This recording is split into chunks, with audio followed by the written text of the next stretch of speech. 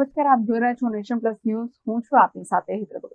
ગીર સોમનાથના વેરાવળમાં વાવાઝોડાએ વિનાશ વેર્યો છે. જેમાં વેરાવળમાં મરચું વેચી પેટનું રડવા આવતા પરિવાર મુશ્કેલીમાં મુકાયા છે. ગીર સોમનાથના વેરાવળમાં વાવાઝોડાએ વિનાશ વેર્યો છે. મરચું વેચી પેટનું રડવા આવતા પરિવાર મુશ્કેલીમાં મુકાયા છે. બાલકા મંદિર નજીક મરચા માર્કેટમાં થયેલ નુકસાનના દ્રશ્યો સામે આવ્યા, જેમાં 70 થી વધુ લોકો ઝૂંપડા બાંધી રહેતા હતા. આ ઝૂંપડા પણ પડી ગયા છે. વાવાઝોડા સમયે ઝૂંપડા પડતા બાળકોને માંડ બચાવ્યા છે, જેમાં મોટી માત્રામાં મરચું પલળી જતા મોટું નુકસાન વેઠવાનો વારો આવે છે. તો પ્રતિવર્ષ 4 માસ જ માટે જેતપુરથી વેરાવળ મરચાનો ધંધો કરવા આવતા આ પરિવાર મુશ્કેલીમાં મુકાઈ ગયો છે. અમે આવ્યા છે રરવા પોહ મહિનાના વાતના હરિઓમનગરમાં રહી છી જેતપુર. અહીંયા મરચા વેચી તો મરચા વેચીને ટાણે નવરા થવાના હતા તો ભગવાન 5 મિનિટ પણ લઈને ગયો. અરે 5 મિનિટ રહ્યું, અડધી કલાકે નથી થઈ એટલામાં તો હા બધી બાયણે નીકળતા છોકરા ખેંચતા રહ્યા તો પડી ગયો હંધું. કેટલા ડંગાઓ હતા, કેવડી નુકસાન? અમે 10 ડંગાના, કેટલા લોકો વસવાટ કરતા? અમે આમાં છે 70 જણા.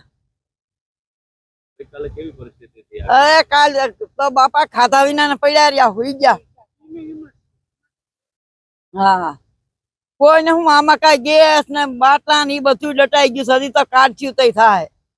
જેતપુર થી ગઈ આવ્યા છે 5-6 વર્ષથી અહીંયા આપણે ધંધો કરવા, પણ ગઈકાલે વરસાદ જયારે આવ્યો, વરસાદે આવ્યો એટલું તુફાન એટલું આવ્યું એટલે અમે હાચવી ન ગયા અને અમે કાંઈ લઈએ ન ગયા એટલે બધું પડીને દટાઈ ગયેલું છે. ને અમુક તો છોકરાઓને માંડ કાઢેલા છે અહીંયા પ્યા. એટલે આવ્યા બહુ નુકસાની બહુ બધાને થઈ ગઈ છે કે 10-20-25 ભારી મરચાની નુકસાની બહુ થઈ ગઈ છે. એટલી કમાણી હતી 12 મહિનાની અમારી, એટલે બધી છેલ્લે 5 મિનિટમાં વહી ગઈ.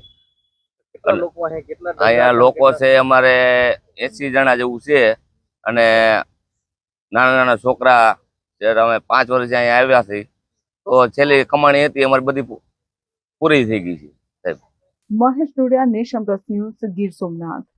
સમાચારોના સતત અપડેટ મેળવવા માટે અમારી નેશન પ્લસ ન્યૂઝની યુટ્યુબ ચેનલને સબસ્ક્રાઇબ કરો, બેલ આઇકન દબાવો અને જોડાયેલા રહો ફેસબુક, ઇન્સ્ટાગ્રામ અને ટ્વિટર પર.